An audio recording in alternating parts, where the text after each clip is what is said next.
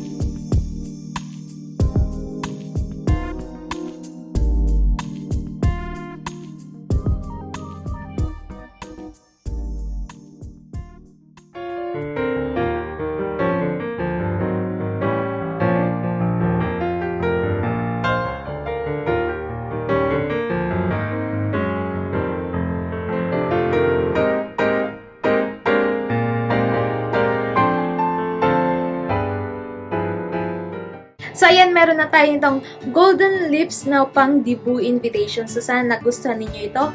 And kung may mga request and suggestion pa kayo, pwede kayo mag-comment dyan sa baba at gagawa natin yan ng video. Again, thank you so much for watching and see you sa akin next video. Don't forget to like and subscribe. Bye!